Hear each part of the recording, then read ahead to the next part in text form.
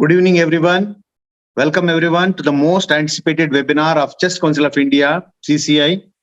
We can see across, we have a wonderful panel here, with whom I'll be going to tell you regarding the story which we used to frequently hear in the media, that every fortnight or every week, you used to see that this variant has arrived in this country. So be cautious. If not, probably there could be a lockdown within a month span. There could be all COVID measures getting adopted soon. So like this post-Omicron I'm talking about, we heard regarding so many waves. They are coming, they are coming, they are coming, they are coming. They never arrived. However, with the other countries, the neighborhood countries also, or the countries who are far off from us, we could witness that there was hike in the number of cases. New strains started arriving, and people started getting infected, falling sick. This did not happen in India. Why? What is the reason behind this? Everyone, everywhere, were all the time initially panic, because earlier people used to believe a lot in this view on social media, and they used to get panic. Later, people they told, "Arey chalta hai, no problem." That period has come now. So why did this happen? That is the first concern, the matter, that such panicity that brought to the entire country repeatedly. But what happened to the regarding remaining waves? Why didn't they? They really failed to put a step in and to register themselves here. They could not. So we thought that let us dissect this with our Chess Council of India's elite panel, wherein we have the most elite people. Technical team, could you take my screen, that invitation, so that I can view the invitation now?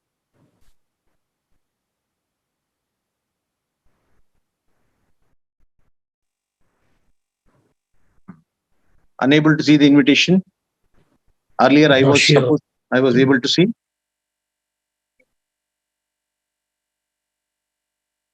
Okay. That's okay, no problem. I'll go ahead without that invitation also. So what happened to the waves? I already told you that this is the topic. Now, what happened to the waves? Why didn't they arrive?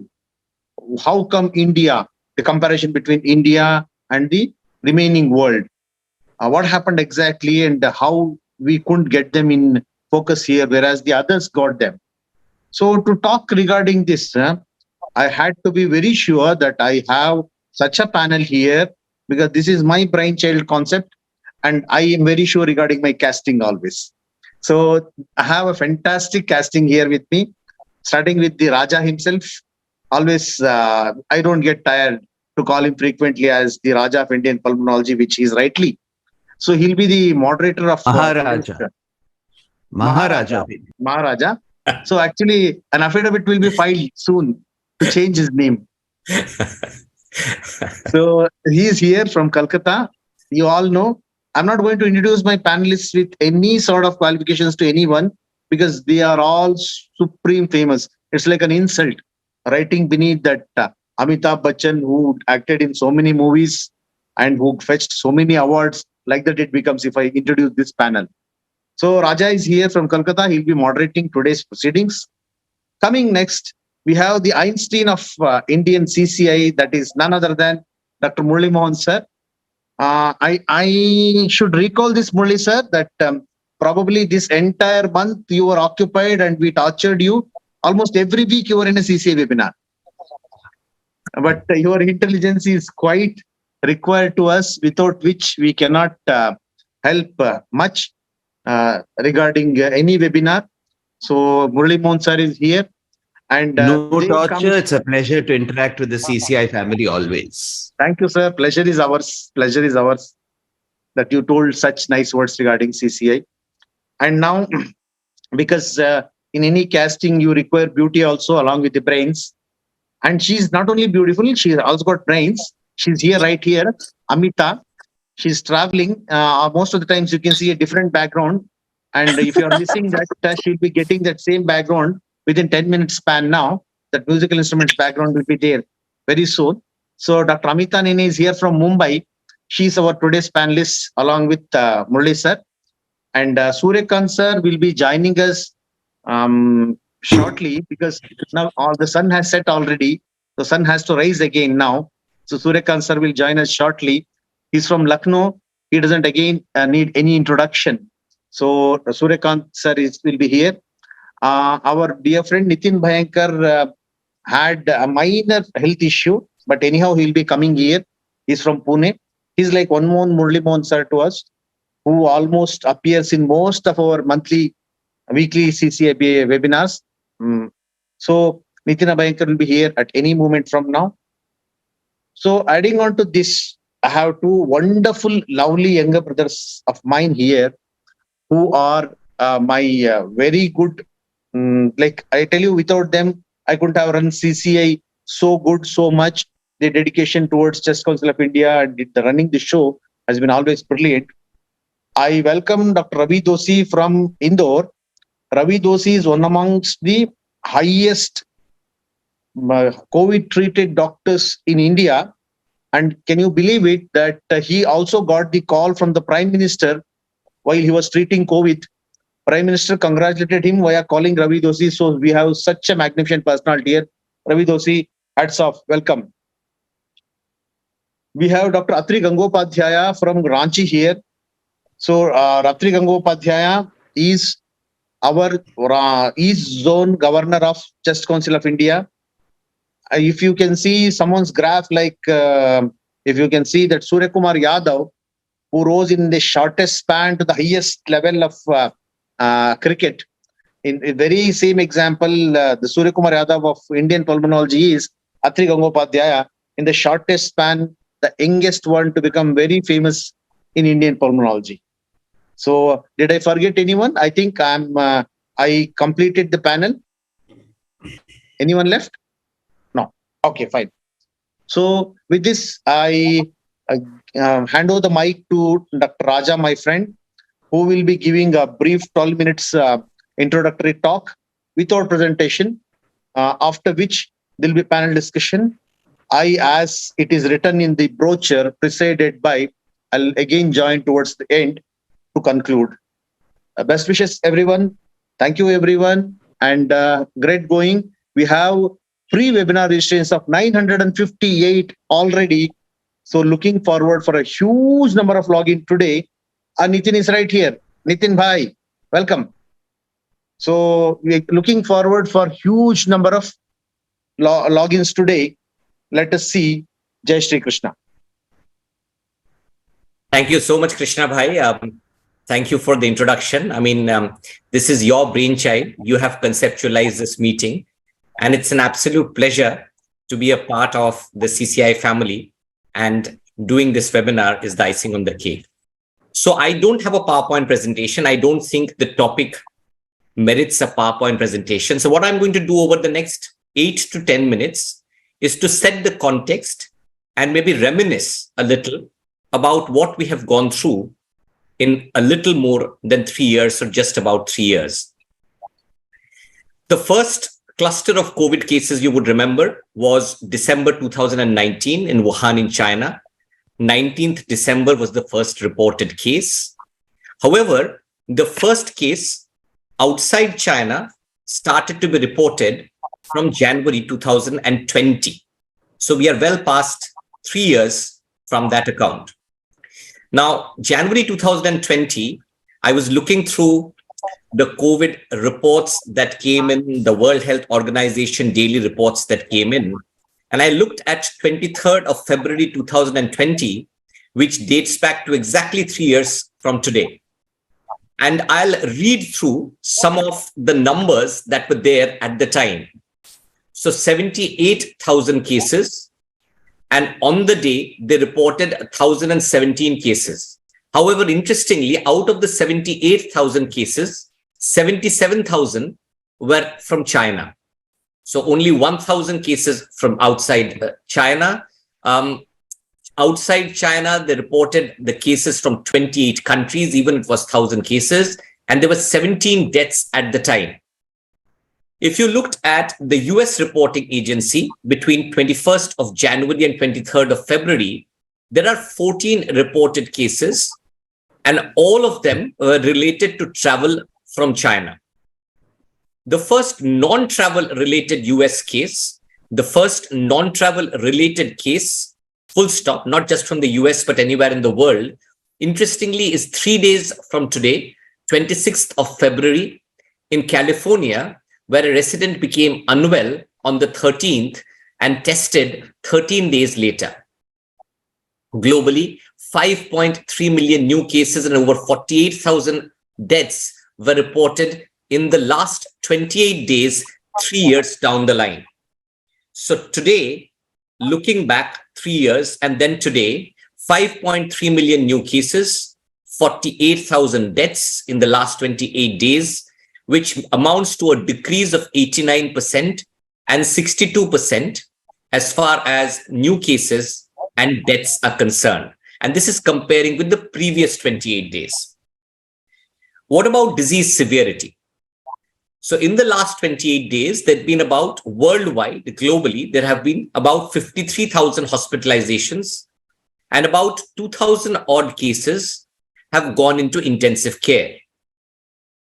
This again is a reduction by a mean of about 30% in both numbers. So hospitalizations and intensive care admissions, it's a mean reduction by about 30%.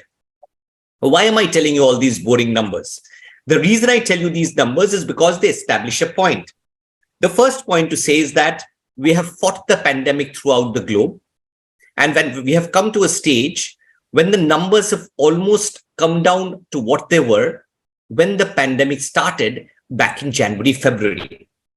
Second important point is that the number of hospitalizations and more importantly, the number of intensive care admissions, the number of deaths have come down dramatically now, which means while we continue to have new cases, I said there are 5.3 million new cases in 28 days, the last 28 days. So there are new cases, but the ferocity of the disease, the severity of the disease, the number of cases which happened in May and June 2021, which shattered us, is no longer the case. However, we've had to go through a lot in the interim. So as of 19th of Feb, which is 4 days ago, 757 million cases. You heard me right? 757 million cases and 6.8 million deaths have been reported globally. So that's the payback that we've had to do in trying to get this disease, what seems to be seemingly under control today. And notice I'm mentioning the word seemingly. I'll come to that in a moment. Before that, let's look at our country. Similar numbers. Let's have a comparison. So the first case in India was reported on the 30th of January, 2020. And it was in Thrissur from Kerala. So 30th of January, 2020. The second case, interestingly, was reported about 13 days after that, again from Thrissur, and then the cases started trickling in.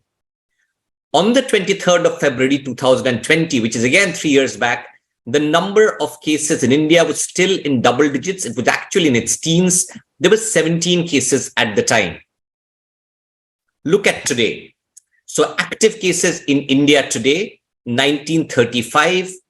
The number of patients we have discharged in the interim as being cured is 44 million. That's the total number of people whom the healthcare system in India, the doctors, the nurses, the supporting staff have managed to discharge and send home. The deaths are not a meager number at 530,000, but remember, that's only 1.19%. Accepted there's been underreporting, accepted that a lot of states have not come back with true figures. But even if you double the number of deaths from 1.19 or even treble them, we are probably right at the top as far as the management of COVID is concerned. There's something else where we are not just with the best, but probably above the best. That's with total vaccinations. The total number of people vaccinated in India is about 2.2 billion. So that's the total number of people who've had one vaccine or more. That's the number of vaccinations that have been delivered in this country. And that's more than 90% of the population covered. So why are we still having this webinar? Why are we discussing Dr. Krishna talked about the fact that the globe seemed to have behaved differently as compared to what's happened in India.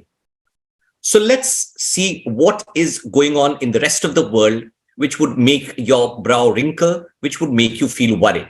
So on the 7th of December, China seemed to react to a wave of protest against its draconian so-called dynamic zero COVID policy and dropped most of its restrictive control, but in one go. So there was this draconian ruling where people were isolated at home, and then whoosh, all the restrictive control went in one go. The Chinese people with mild or asymptomatic disease were able to now quarantine at home. Travel in public was no longer restricted by electronic health passes, and lockdowns were now highly focused and no longer required for whole municipal areas or cities to be locked down. They were relaxed after 5 days for any new case. Additionally, from 8th of January onwards, which is 2 weeks after, people were able to travel internationally again. And remember, it's 3 years after they stopped international travel. So this sudden turnabout caused rapid infection in millions of Chinese in December 2020. And even with the very disciplined health care system in China, it struggled to its limits. It burst at its seams, and many old people were dying, although the official figures did not capture these deaths as COVID-19 related deaths, because Chinese authority, much like some Indian authorities, applied a very narrow definition and stopped information on numbers of infections, hospital admissions, and ICU admissions. And although infections might have peaked in Beijing, China and its population are entering into a precarious and difficult phase for several reasons. The international community, unfortunately, has not shown much of compassion to China. It's reacted quickly, imposed travel restrictions, requirements for a pre-travel negative SARS-CoV-2 test for Chinese people. Now, why do I call it a lack of compassion? That's because the European Center for Disease Prevention and Control looked at the variants in China. They were the BA5.2 and the BF.7, and these are the ones that have been circulating in Europe and elsewhere, causing mild and asymptomatic disease in populations which now have a high level of immunity. The most worrying Omicron subvariant that's rampant in the US, in Korea, is the XBB 1.5. The XBB 1.5, which is rapidly spread in the US and comprises about 20% of cases by end December 2022. And according to the CDC, the World Health Organization's COVID-19 technical lead, Maria Kerkhoff, called it the most transmissible, yet with mutations in the spike protein that allowed a closer binding to the ACE2 receptor, and it facilitated immune evasion. The cases have been mild, but like we said, this is eminently transmissible. So the last question which I'll deal with before I go on into our elite panel is, can there be a COVID-19 wave again in 2023? The variants currently circulating worldwide in India, like we said, is the XBB 1.5, and this is now being called the Kraken variant. And the other one, which has been around in India for a while, is the BF7. So this variant XBB 1.5 has been causing many cases across New York, New England, Korea, and a few cases of this variant have also been detected in India. We have been on our vigil. There's been a fourth wave which was predicted in January, and rightly so. The vigil should remain. Thankfully, there has been no rise in COVID-19 infections in our country, even though there are scattered reported cases with numbers like I quoted a little while ago. The reason we feel that the number of hospitalizations have remained low, despite the detection of these variants, which are eminently transmissible, is because of the protection we have due to our hybrid immunity from natural infection plus vaccination, which I spoke about. And like we said, we need to pat ourselves on the back. We need to pat our government on the back with 140 crore, 90% of the total population being protected by vaccines. So I we'll stop there. I think I've said enough. And what we'll do is to go into the panel. And on that note, let me start off with asking. So I think Nitin is there. Hi, Nitin. Good of you to come. I know you're not perfect. So very nice of you to come over and join us. I hope you feel a little better. I'll start off with the first question for you, Nitin. Feel free to leave whenever you feel unwell. It's very kind and brave of you to come and join a COVID meeting like you've done in the past also. So where do you think we stand as far as the SARS-CoV-2 pandemic is concerned globally? And when I say where do we stand globally, I mean, broadly speaking, what do you think is happening today and what is the future going forward? Nitin. I think from the point of view of achieving vaccinations, I think we have done brilliantly. Somehow I was just checking the facts and you said 90, but even today, the government statistics are saying 70% single vaccine and 67.3% two vaccines. This is our data. Of course, I think we are changing that every day, and I think it will get better. So I think, okay, that's not a problem. But I think the moment we reach more than 70%, things get better. There's no doubt about that because the herd immunity kicks in a big way. So I think that cutoff number we have already reached. That's not a problem. The second, as you are very rightly pointed out, the hybrid immunity, because most of us got exposed in the second wave in a much, much bigger way to COVID. And I think most of us, I mean, I was the unfortunate one to get the first and the third, but most of you people got it in the second wave. And I think those who have seen Delta, so I think mostly are immune to the, XBB5 and the 7 variants. So I think all those are reasonable, and they are offering reasonable immunity. So I think this combined hybrid immunity makes a lot of sense. So that these two are things which are relevant.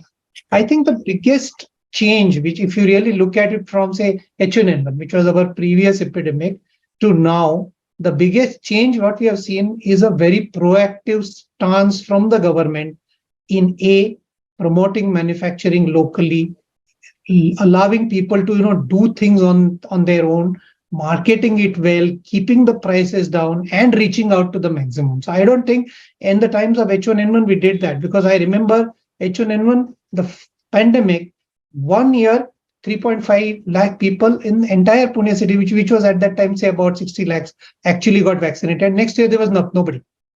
And that was the kind of awareness, and that was the kind of government drive both ways. And today, I think we are in a much, much better scenario. So I think kudos to the people at top. I don't know whether to, give that accolades to the medical doctors team or to the politicians or the collective will of this country. Give it to everyone, Nitin. We should be fair. It's everyone, isn't it?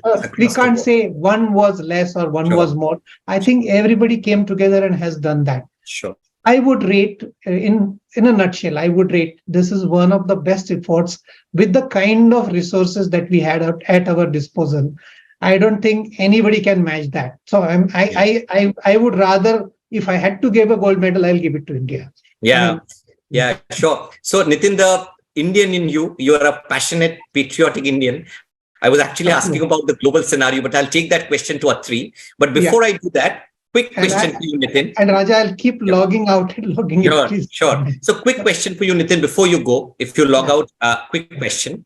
Do you think the vaccination seen in India, not just for COVID, but generally adult vaccination, do you think the scenario has changed with COVID? Do you think this discussion remains? Or do you think we'll go back to our bad old ways by stopping vaccination once COVID goes? No. Over the last 3 years, in fact, if you really today see, it's encouraging to look at the number of people wearing masks when they come into the clinic. The awareness that they need to protect, that distance, social distancing, simple things, they have got inculcated. And if you talk the word vaccine, it does really resonate with people. In fact, we had that discussion politically, and Muslims were a little afraid of that. And one of my patients in Nagar, I said, unless until you are vaccinated, I'm not going to see you again. And the once I did that, not only they took the vaccine, the entire mohalla of 5,000 people was vaccinated by his lead.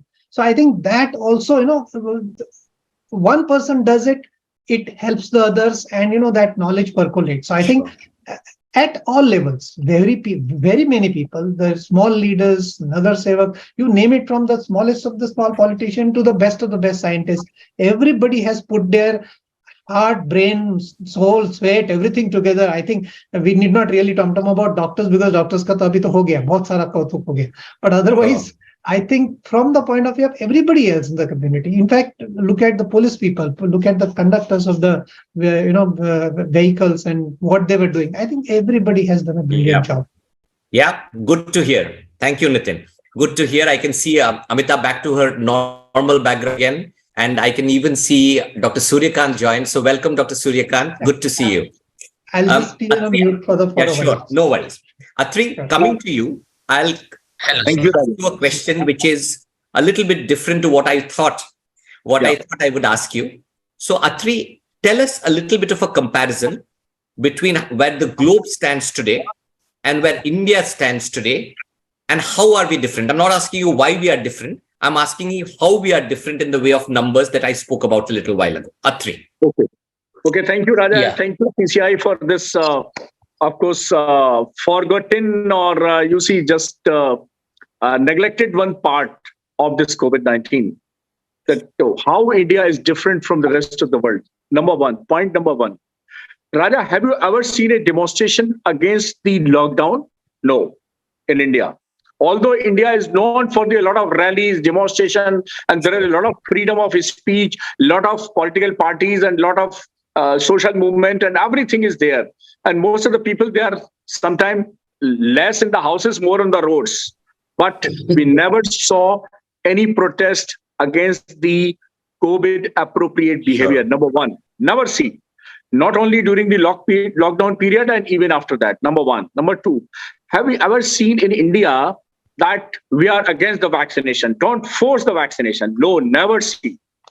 Now, third thing is that, yes, it is basically the combined efforts of 1.4 billion people of this country at large, and our government leadership, the administration, the healthcare workers. You see, the Indian Medical Association data shows that 1,596 doctors, they died because of the battle against this COVID-19. Sure.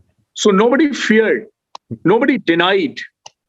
Even Suryakant, what is even more sad, sorry I'm interrupting, but what is even more sad is we don't really know the number of nurses who died. Yeah, we talk about the doctors, but we are unsure how many therapists died, how many clinicians died, how many nurses. We are not aware. Yeah. So I think I've, unless it's just... By the time Dr. Suryakant comes, let me complete our discussion. I remember when CCI started the first webinar in lockdown, Dr. Amita madam and myself, we were part of it. And now when we are discussing India versus the world, again, I got the opportunity to be part of it. The place where I belong to, Ranchi, it has a very big NRI diaspora with people from Ranchi working at every continent. And in COVID, since I was into a teleconsult, lot of them become familiar to me. So when India opened up after the lockdown, I was always trying to knock these people that how things are there in the various countries. I realized a very stark difference. In abroad, developed countries, there is a concept or a society known as flat earthers, which is very popular, very strong, and they are so convincing that sometimes they become aggressive when people don't take their belief. So that flat earthers also got propagated into anti-vaxxers.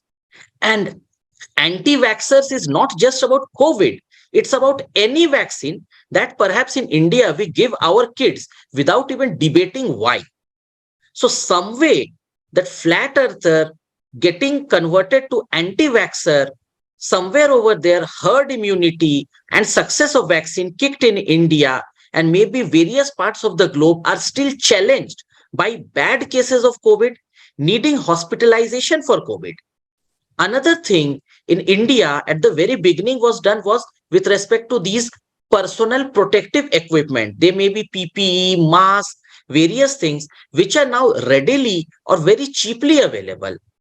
I was very shocked to know that in many developed countries now, these products are not available in the supermarket store or the local store near you.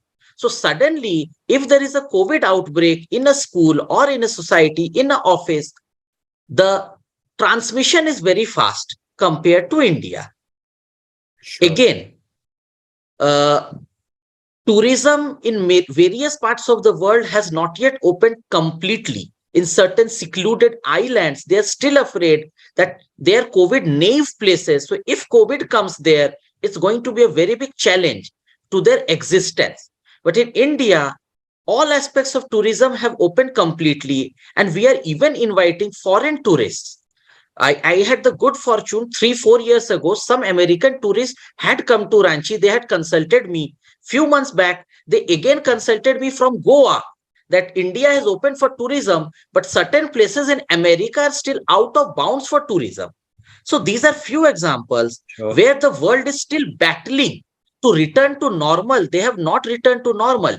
There is rationing of grocery. Stores are not open 24/7. And due to lack of personal protective equipment, a new case becomes a challenge in various developed countries. Sure. Grand Atri, I really like the way you've teased apart the global picture from the Indian picture.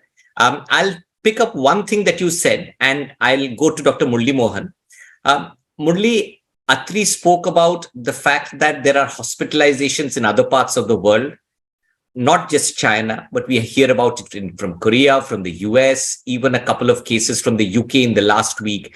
Patients have got hospitalized. So I'll take a step back and ask you a question which is more basic, which is, over the years, the various viral epidemics that we have seen, pandemics, we've seen only a few, but whatever we have seen, when a virus mutates, it seems to become weaker and becomes more transmissible.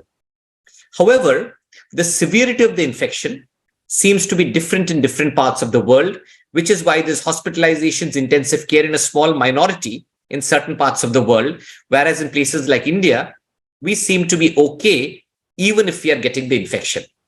So I wanted to know whether you feel that the SARS-CoV-2 has till date in the last 3 years behaved exactly the same as other viruses which have mutated and become weaker, or do you think there are exceptions? And I'll maybe come at a later stage and ask you whether you think it can mutate to a more aggressive form, but we'll leave that for later. So that's my question, Murali. Yeah, I think, viruses have no choice in how they behave. So all viruses are going to take a form that allows them to transmit more, become more transmissible. And the ideal parasite is one that doesn't kill its host, that allows him to keep functioning, move around in society, spread it to everyone, which is why the other coronaviruses, the cold viruses, will never go away. And that's exactly what we're seeing with SARS-CoV-2. Now, there is a little wrinkle on this. Two things are different with the SARS-CoV-2 as compared to other viruses. One is, of course, the fact that it started out spreading very, very rapidly, has reached various populations. That's one. So it's reached a far wider set of people than any other virus has in the past. It reminds me of the plague epidemics that used to happen in the past. Okay? That's the kind of spread that it had.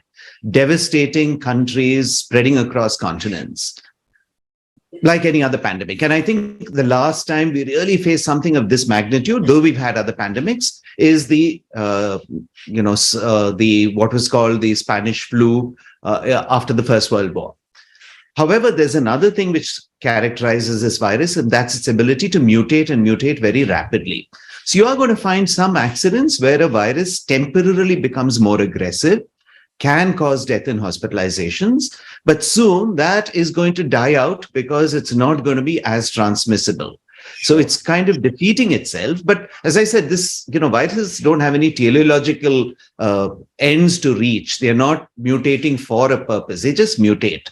So you will find clusters where you get more aggressive viruses. And fortunately, they will remain confined to a small place. You will have admissions. So that's the second part of it. And the third really is the host response, which we should never forget. It's not all about the virus. It's the host response. We are still admitting patients who are immunosuppressed and who seem to have longer symptoms, who have a rebound of symptoms. We treat them with remdesivir, for example, and they come back, shedding virus still 4 weeks later with symptoms. It's not just shedding of non-viable virus. They're shedding live virus because they're still very, very symptomatic. And these are not the post-acute COVID symptoms. They're not the long COVID symptoms. So I think we need to take those into account when we are looking at what is happening in India and the rest of the world. For the reasons that others have mentioned, we probably have better immunity. And while we are able to, we are still spreading the virus. It's not gone away. Sure. It's probably under some kind of control because of our better immunity. The virus numbers that we are shedding are not so high. So the spread is not as fast. And if you don't get huge numbers of viruses, the mutations are also going to be relatively limited. Sure. Yeah.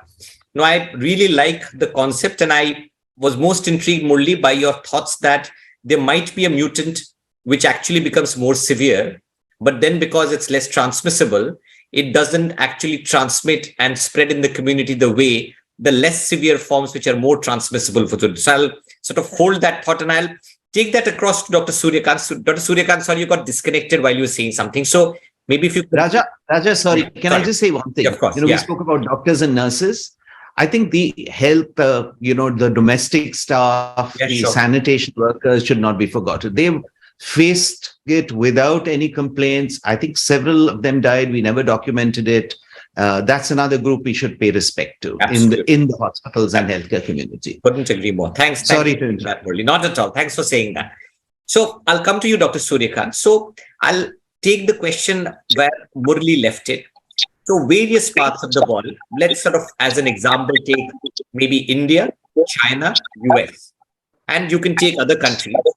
The severity of infection seems to be different across countries. Yes. And we said that the virus has become weaker, but it's become weaker uniformly. We spoke about immunocompromise. There are immunocompromised populations throughout the world. You have your transplants, you have your patients on steroids and so on, everywhere in the world. So is it just the hybrid immunity that we Indians have which is causing this difference? Or is there more a reason why the severity of infections, the hospitalizations seem to be varying across various continents and countries? Dr. Suryakant, you're on mute. Actually, universally accepted viewpoint is that it is basically the hybrid immunity. Yes, this is true that India has a very balanced type of hybrid immunity, because when we have the vaccination for a particular age group, we were not having any vaccination for the children less than 18 years of age. At that time also, if you remember, Dr. Raja, the ICMR serosurveillance survey, in this group also, in which there was no vaccination done, 18 years and less, is still a lot of significant number were having a significant number of antibodies. So why? How? I mean, of course, this was because of the natural infection. And it has also been noted that in infection in this category, means 18 years and less, this was not a severe infection, not at all, because we have seen less hospitalization of children, less mortality in the children group. So by the time when we had the of course, availability of the vaccination for the childhood population or this much of population, they were already having a natural infection immunity. So that is one subset. And India is a youngest country. So we have more population, that is the younger population. So that is one of the, I would say, the demographic, I would say, the dividend we can say, or we can say the advantage of our country's population profile, that the younger population was naturally infected with less severity of infection. And that's why overall we see the less number of hospitalization, less number of severe cases and less number of deaths. While if you compare to the other countries, the elderly population is more. Of course, you are true that immunocompromise is roughly same. Either this is the India or other countries. Cancer is there, diabetes is there, and India is also hub for so many immunocompromised states. But the only difference is, other than the hybrid immunity, is the younger population, relatively younger population which we have, and that is spared the infection, overall infection also, the severity of infection also, and mortality also. Probably these are the two regions. Yeah. Thank you. Thank you, Dr. Suryakant. So you've emphasized on the natural immunity which we seem to have. You've put a parallel with other viral infections that happened in the past. I like the concept and I understand that we are immunologically gifted as compared to the rest of the world, which is one important factor. And God bless us for that. Let me take a slightly different tack and come to Ravi, and then I'll come back to this track and go back to Amita. So Ravi first. Ravi, we've talked already about various mutants. I'm getting a bit of an echo from somewhere. I'm not sure whether others can also or not. Thank you. Okay. Okay. No, it's mute now, so that's fine. Right. All right. Okay. Thank you. Thanks. So I'll come to you, Ravi. Ravi, we've talked about various mutant strains. Now the symptoms seem to have evolved in COVID. You would remember when we first started reporting COVID, it was like any viral infection, and then the disease became more severe in the second wave, which Nitin spoke about a little while ago, and all of us experienced. We were absolutely ravaged with bad COVID pneumonia. And then things seem to have changed again and again. It is behaving more like a common cold rather than anything else, but there have been systemic manifestations. So the question I have for you, Ravi, is how are the symptoms of COVID-19 changing? Do you think the change is more pronounced in countries which have got a lot of COVID, or is it a global phenomenon? And are there particular symptoms which are peculiar to a particular variant and wouldn't happen for others? So for instance, do you think there are certain symptoms to a Delta which would never happen in an Omicron or mostly not happen in an Omicron? Ravi, all yours. Thank you, sir. A very interesting question. And actually that adds to the mystery of COVID in itself. While the most common symptoms have always been fever, throat pain, common cold, and myalgia, but at the same time, we also see that as variants keep on evolving, different symptoms also keep on coming up. Like alpha variants have more of myalgia, sleep-related disturbances, anxiety and depression associated with them. The BA1 caused very mild symptoms in the form of cough and throat soreness in adults, but it caused a very bad cough in children, almost to the extent of causing whooping cough in children in several cases. BA2 predominantly caused fatigue. The predominant symptom was fatigue. Then BA4 and 5 caused a lot of laryngeal or upper respiratory tract issues like sore throat, hoarseness of voice. Very rarely, it did cause severe respiratory illness. Then Omicron, very, very mild symptoms, but then there was a lot of say that it is causing other neurological symptoms and non-respiratory complications also. The current variants which we are seeing, like you mentioned, the XBB variant, all of them, even like we currently in Indore, we have one active case. And that person is basically having a contact history with her partner living in Germany. So they are manifesting with cough, dry cough, and high-grade fever. That's all. And she settled down with a single paracetamol. And apart from that, nothing at all in her. So I don't know the current variant going on just now because it has been sent for the sequencing. Sure. But like you observed very pertinently, sir, that as over a period of this past 2.5 years, the symptomatology is changing, the variants are changing. But like Murali sir very pertinently told that we were very lucky and we were blessed in a sense that the more severe ones were the ones which were less transmissible. So that is where we, at least in India, have been lucky that we have been getting a lot of COVID, but at least not a lot of severe COVID anymore, except the second wave part when it was really bad. Sure. So I like that, Ravi. So what you're trying to say is that there's a lot of commonality with the symptoms that you have in COVID with the various subvariants and strains. However, there are some peculiarities which you beautifully outlined in the various viruses on top of the common features that people have. That's what you alluded to. And I understand and I hope the audience takes that on board. Let me bring in the wonderful Dr. Amita Nene into the discussion. Amita, I'm sorry, we've been late in including you. Let me go back to the topic that we were discussing a little while ago, just before I asked Ravi this question. Let's take two individual examples, the example of India and the example of China in the last 6 months. There were lots of predictions that India would go into the fourth wave because of the subvariants. And I take Dr. Suryakant's viewpoint that we have a better immunity. Maybe we have been vaccinated better. But the number of patients with influenza, the number of patients we are having, I'm sure in Mumbai, in Kolkata, in Bangalore, and so on and so forth, Lucknow, and so on and so forth, with other pneumonias doesn't seem to be far lesser as compared to what it is in the world. So what is peculiar about COVID? That China has behaved one day, India has behaved completely the other way. We have been fortunate, but do you think it's only down to the immunity, or is there something else which has resulted in us getting protected? And I think this is important, because unless we recognize this going forward, if we have a wave, we'll not know how to protect ourselves. Okay. Amita. Yeah. Thank you, Raja. Thank you for this excellent question. So first thing I want to answer about flu, because I think we are talking too much about COVID. So the thing is that we have seen that the number of flu cases are as many. While COVID is less over here, the number of flu cases are as many. So I have a different viewpoint over here. I personally feel that, for last 2 years when there was COVID, all of us were really wearing masks. And as a result of, we don't really much take flu shots in India, the normal population. So I basically feel that people have not been vaccinated against flu, and therefore they do not have immunity against flu for last 2 to 3 years. But people have been wearing masks. And because they've been wearing masks, they've not been exposed at all to the flu virus. So I basically feel that because of no exposure to flu virus and because of no immunity, because we are not taking the flu shots, now that people are without the mask, they are getting exposed to the normal flu.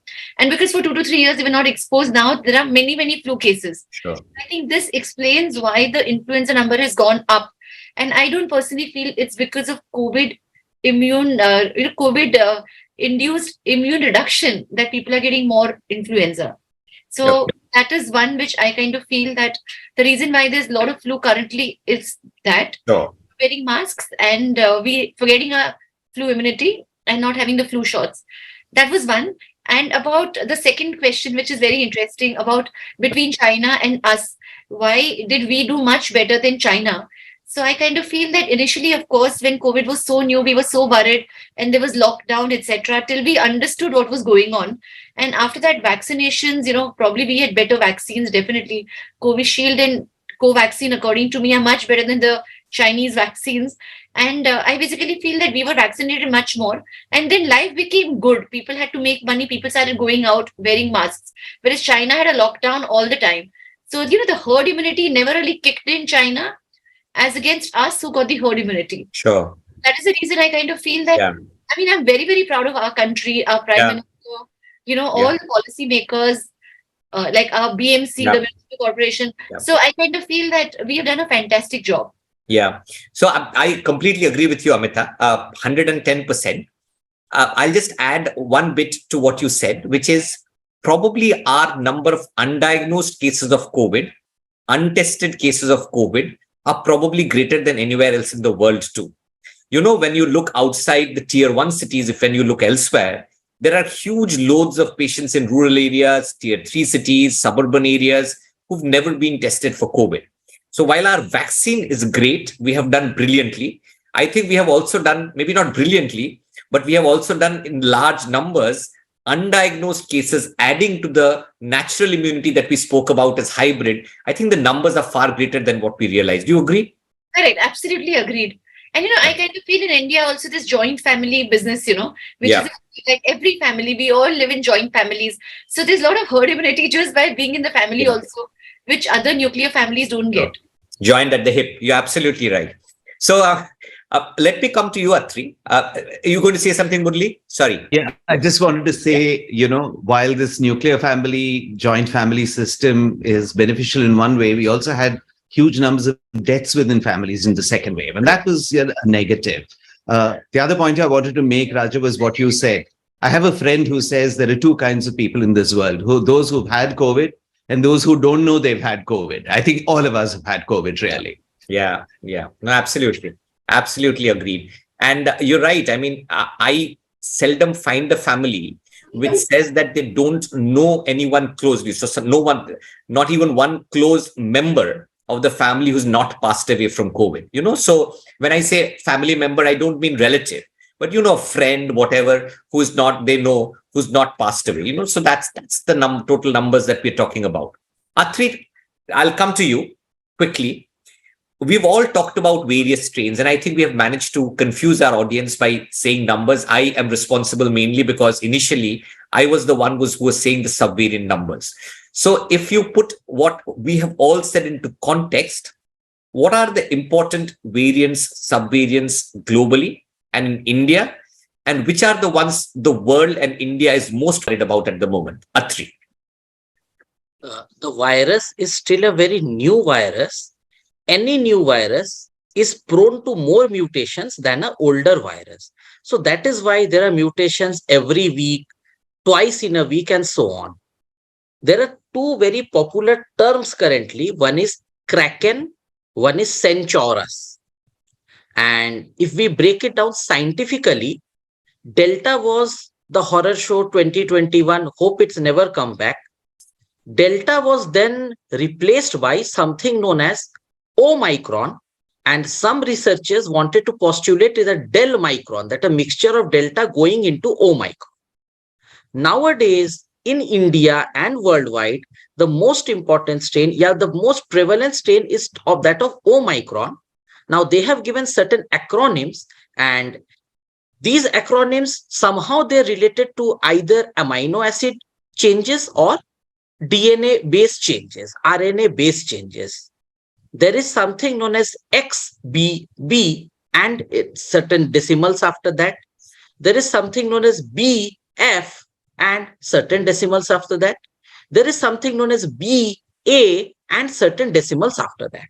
So current day, if we want to boost our GK, general knowledge, then Omicron, BA and its variants, Omicron, XBB and its variants, Omicron, BF and its variants. If you ask me in India, which is more prevalent, state to state it differs, and various places there is still not that serotyping has been done, but XBB and BF are scoring rapidly in increasing the numbers, and maybe they will replace BA from prevalence. Wonderful summary, Atri. I completely take on board everything you said, and I really like the fact that you've not gone into the decimals, which are important which are difficult to remember. You also mentioned Kraken. That's one word maybe going forward we should remember, because that seems to be the most transmissible variant. So thank you for that. The only thing I don't disagree with you, but I would add to what you said is that maybe the variants would not be very different throughout the country, because there's such a lot of travel going on throughout the country just now, and the borders have all overlapped. So I guess we will have 2 or 3 strains, but present throughout the states in the entire country. So I think that's if it's not happened already, that's what's probably going to happen going forward. So let me go to Murali with something that I asked him before, and as a continuation. So Murali, when we talk about COVID, we talk about the virus gradually becoming weaker and more transmissible. We spoke, Amita a little while ago brought up the topic of influenza. We know that the influenza virus mutates every year. We have a new strain. However, the mutated virus does not become any weaker. It's a different virus. It's probably very similar in the number of deaths, hospitalizations, intensive care admissions, etc. it causes. I have 2 questions. So Einstein of India, 2 questions I have. The first question I have is, do we know of an example ever where a virus mutated to become a more severe, a more deadly virus? Is there an example? And B, do you think that this virus could mutate to a form which was similar to Delta? And I take on board what you said a little while ago, that it might happen, but it's a small number. But if it is as deadly as Delta, could we recreate a scenario as what happened in April, May, June 2021? Is that something that the world in India need to remember and worry about? Yeah, I think, when you have a virus that has the capacity to mutate, like all RNA viruses, and coronaviruses are particularly notorious in this manner, you are going to get viruses that actually will present you with mutations. And we learned from microbiology days, even in my times, we had this concept of antigenic shift and antigenic drift. So what we are seeing right now is just the drift. So we are seeing variants that are related in some way, and they're drifting gradually from one form to the other. But let's not forget that as little as, 2009, we had the H1N1, which came out of the blue and hit us, went into a pandemic phase. And despite everything people say that, this was blown up by the pharmaceutical companies and so on, it did really spread widely and deserved the tag of being a pandemic at that time. And that was a huge antigenic shift that happened. And why it happened is not very clear. We talk about, pigs being the mixing bowls for these viruses to mix. And we are not going to go away from that kind of lifestyle. We are going to live close to animals. We are going to live with birds coming across. Thank God. I mean, birds are lovely. They're part of our thing. But they do bring infections with them. They do bring viruses with them. And they are mixing vessels for the next phase of antigenic shift that is going to happen. So what I said earlier about the virus mutating and finding its most transmissible but least virulent form does not apply to these antigenic shifts that happen. Sure. We are going to be faced with pandemics in the future. The point you just made about increasing travel across states, across countries, across the world is something that's going to help a virus spread very rapidly when this antigenic shift happens. We are going to remain very wary of the fact that this is going to happen in the future. It's going to happen with greater frequency as time goes on. On the plus side, I'll say that, the COVID-19 pandemic has shown us something that we can respond. We can respond rapidly. We can come out with a vaccine very rapidly and we can spread it rapidly. I think India has shown the world that, we can vaccinate huge populations very effectively. And I think the other lesson is that we got the Charox2 virus, the Covishield virus, very quickly. We were able to spread it out. And this was an example of international cooperation. The mRNA viruses, whether it's a good thing that we didn't get them, or, it's unfortunate that the companies are not willing to share their knowledge to make a profit. Not very sure where we stand on that. I personally believe that every virus vaccine worked and worked well. But our vaccines worked well.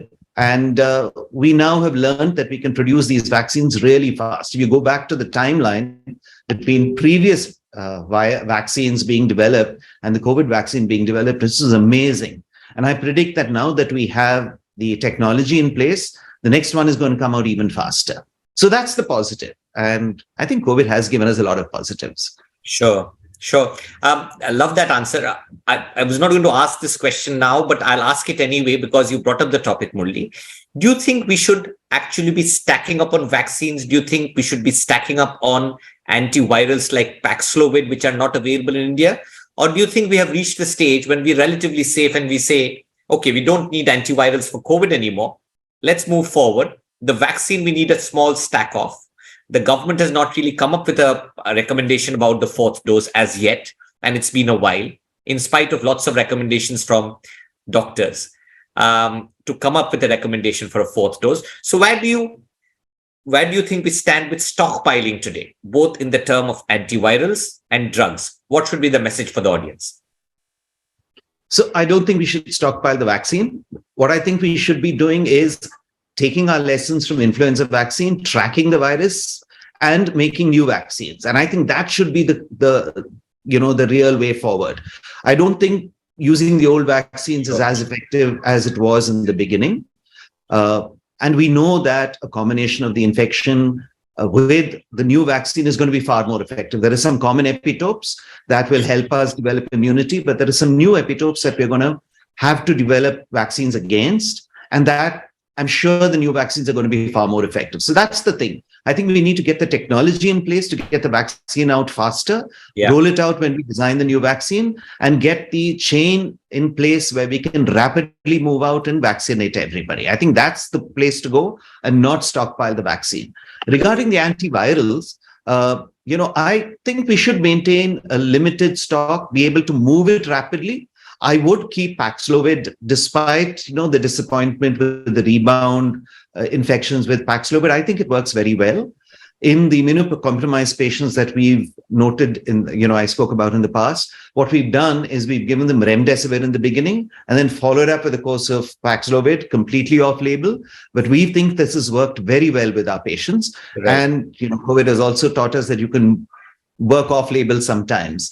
So I think by the way, Paxlovid is available. We've been using it, but it's limited, I think, to one pharmaceutical company that's manufacturing it now. And again, we need to set up the process where we can roll it out very rapidly if another wave hits us.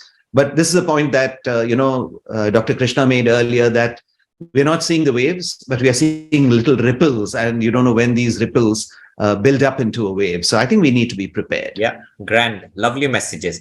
Thank you, Murali. I'll come back to you, Amita. Amita, you alluded to this a little while ago. So it's in continuation with what you said last.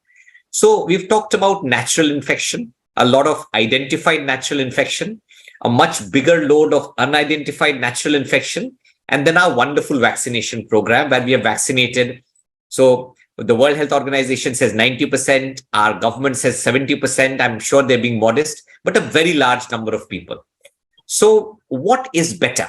I mean, not that we have a choice, but do you think we've talked about hybrid 1+1, but if you had a choice between natural immunity versus vaccine-induced immunity, which one do you think is bigger, stronger? And maybe you speak in a general perspective, not just about COVID, but even about influenza. We recommend a yearly vaccine for that. What do you think works better, natural versus vaccine-induced immunity? Amita, you're on mute. Sorry.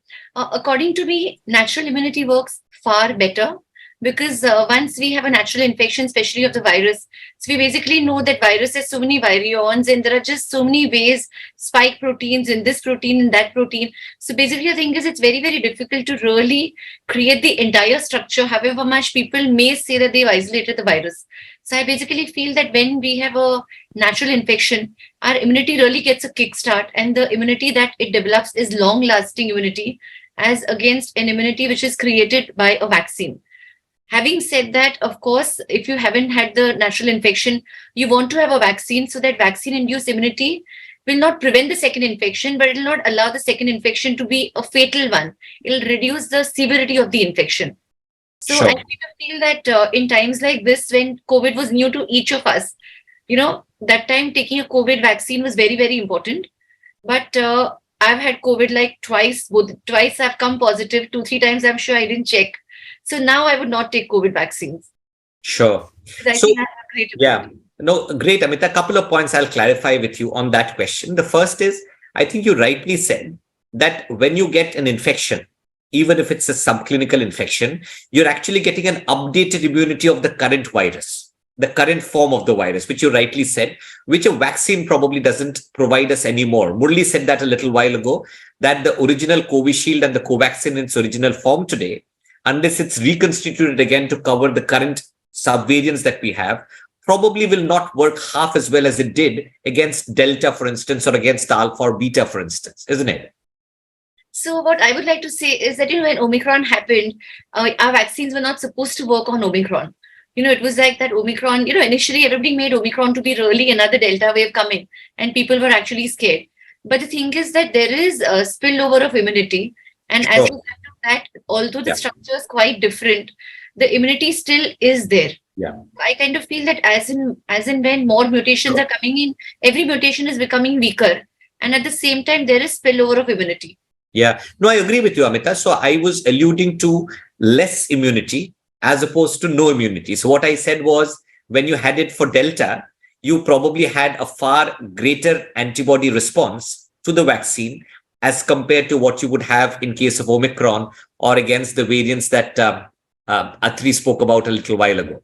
So there's no question that the vaccine needs to be taken for sure, even today, according to the guidance. And I think that's a strong message that needs to go from this platform, that we are not advocating against vaccines. We're just saying natural infection probably provides more broad-based and greater immunity. And again, we're not suggesting you go and get natural infection. Do get the vaccine if you need the vaccine. That's a uniform message from all of us. Let me come to, so what was my next question? What was I going to ask? So I was going to ask Ravi. Ravi, I was going to ask from you a message about our vaccination program. I mean, Krishna introduced you by saying that you were probably the person who saw the largest number of COVID patients in the country. I know how brave you were in dealing with the pandemic.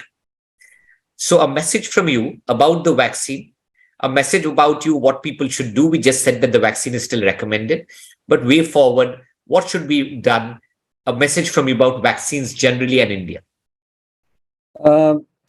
Thank you, sir. This question basically, this is what COVID has actually come down to. Means people are as afraid of the vaccine at times as they were of COVID at times. So COVID vaccination is something about which I think we as Indians should be really taking pride in, because it is the sincerity and the effectiveness of the COVID vaccination program that which I feel has made us much more immunity wise stronger to face this pandemic rather than anything else. So I myself have been vaccinated, I think 4 times officially and 5 times unofficially. Means me almost 5 vaccine shots I might have got by now, and I'm happy, hale and hearty. Ravi, I'm interrupting. 4 plus 5, 9 you mean? No. 4 plus 1, but 5. And all well. Recently even had a cardiac checkup, so nothing going wrong that way. So if somebody can hear out what I want to say is, there is a lot of hearsay. Even my own doctor, close relatives are not willing to go in for the 3rd shot also. But I strongly believe that the vaccination program has really been good. We have been able to come up with effective vaccines indigenously, 2 different type of vaccines, even some with borrowed technology, some with our own technology, but they have actually proven to be very, very effective in curtailing the spread and in turn, cutting the severity of the infection. Now, once you're vaccinated, even if you get subclinical infection, even if you get a severe viral dose, the infection remains subclinical only. So I strongly feel we should get vaccinated. We should promote vaccination. There is a lot of, like recently in Indore, we had a very big international investors meet, but the vaccination status and everything amazed all of the NRIs who came over here. Means even they were not vaccinated as effectively as we were, with all certificates on our mobile. So this is something which is really a big, I would say something which is a matter of pride for us, and we should effectively promote vaccination. I don't see any vaccine related issues majorly. We have seen a lot of people vaccinated. A lot of us in colleges are absolutely vaccinated. So Ravi, I'll ask you slightly more. Raja. Sorry, Amita. Yeah, please. I'm sorry to interrupt. Actually, the thing is that earlier also, I would like to actually stand by what I said, that I think for me at least, that COVID vaccine was very important then. I mean, I'm not taken even my booster, and I don't even plan to take any. This is my personal belief. Sure. I'm being very, very honest, because I have actually seen young people just die. I don't know, it could have been whatever. But so I don't know. I kind of feel that COVID vaccines were very, very useful when they were required. I kind of feel with the lot of immunity, if a patient asks me, should I take a vaccine? I would say, yes, it's recommended. But if they ask me, would you take it? I would be like, no, I haven't taken my booster. I don't plan to take any more. Okay. My take on it. So Amita, important take. I take what you said. I can see a few hands around. So I'll go to the people who've raised their hands. I think from this platform, we need to give a message which is uniform coming from all of us. And I think one of the questions, and I'll come to first to Murali and then to Nitin, the question I'm asking you is, this is a healthcare worker platform. This is not a political platform. The government has not come up with a direction as to what happens. All of us are post 1 year of the 3rd dose of vaccine that we've had. So what do we tell people if they come and ask us? Our individual opinion, I think, are our individual opinion, and there's full right that we have to choose what we ourselves do. But Murali first, and then Nitin, and if Amita and Ravi and others have a comment, we'll come to you. But starting with you, Murali, what's the message that you want to give out to healthcare workers specifically, or people who are in the front line? You spoke of some other very important people in the front line. What's the message you're giving them for vaccination 4th dose? So, in economics, they talk about this law of diminishing returns. And I think that's what we're seeing with the vaccine. The first dose, very, very good boosting of immunity. Second dose, a little less, but absolutely essential. you're moving from something like a 66% effectiveness to a 90% effectiveness. And after that, it starts to come down. So, what Amita says about not taking a third dose, I probably would not be happy. I took a third dose. And I think up to 3 doses, it's very clear that you get significant benefits as compared to the potential side effects. And we must remember, if we are honest, that vaccines have produced side effects. I have seen at least 5 or 6 people who've had post-COVID Guillain-Barré syndrome, a couple of transverse myelitis, and so on. This is tiny compared to the benefits that the vaccine has given us. It's tiny compared to the number of patients who develop these very problems post-infection. Okay, so at that point, it was very, very useful. Now, most of us, as we discussed earlier, have had a natural infection also. It's been mild. It's been very often, as Dr. Ravi Dosi was saying, subclinical. But I think practically everybody has had an infection. So now, is the vaccine going to give us a lot more after the third dose? I'm not very sure. And I'm certainly not pushing for a 4th dose. Because at this point, I think the benefits that you can get from the vaccine are small and do not justify the risks that the vaccine poses in terms of side effects. Yeah. If a new vaccine comes out, which is going to be much more effective, and we're seeing new strains of the virus, then yes, I would start recommending it again. And that's what I do with the influenza vaccine. Sure. I think we're going to see the same kind of thing with the COVID vaccine. Yeah. New variants, new vaccine every year, and I will definitely prescribe those. But at this point, I'm not prescribing a 4th dose. And Dr. Ravi Dosi, I'm shocked that you took a 5th. So let me go to Nitin. Nitin, quick comment, and then we'll go to the next question. We also need to move on and sort of get on with the discussion, but a quick comment from you, Nitin. Very quick comment. I think we have to remember that a lot of people with depleting immunity may need booster doses. So we have to remember that we are we are looking at ourselves at a different level. We are exposed and we have a mild subclinical infection, so on and so forth. But people with comorbids, people who are aging, people who are going little down on their immunity status as such, I think they will require the boosters. That has been true for influenza vaccine. Every year, 15,000-20,000 people, even in US, die of influenza, despite the fact that most of the people are influenza vaccinated. So I think we have to, we can't just throw it out of the window. Yes, surely we need not take it anymore. That's a different story altogether. Sure. Yeah. One quick comment, Murali, and then we'll move on. I just wanted to know, from this expert panel, because it's something that other doctors ask me and patients ask me. If you've taken 2 vaccines, say Covishield, would you like to take the third one as being a different one to give you a different perspective, widen this coverage? That's what I did. I took 2 Covishields, followed up with a Covaxin, which is not recommended officially. But is that what people here think? Because that's a message I'd also like. I'm sure it's in the minds of many of our audience. No, absolutely, Murali. So quick comment from my side. I think everything considered, what you said, Nitin, is important because it is our parents we go back to who are the comorbid population. And I think if you're going back to a comorbid population, you might have asymptomatic, minimally symptomatic infection, but the infection that you pass on to your 80-year-old mom or your 85-year-old dad with the diabetes, with the hypertension, might potentially kill them. So I think the rationale of the healthcare worker taking the vaccine is also something which justifies the elderly parents, the comorbid population that you have at home. So my take, and I sort of hope I'm joining all the points together, is the healthcare worker, the frontline person, should have an option of taking the vaccine, and it should be their own decision. So for instance, I have not taken the 4th dose of vaccine. Amita has taken only 2 doses of vaccine, but we have had the option. It's not as if I wanted to take the 4th dose, I don't have the 4th dose. Amita, if she wanted to take the 3rd dose, she had the option of taking the 3rd dose.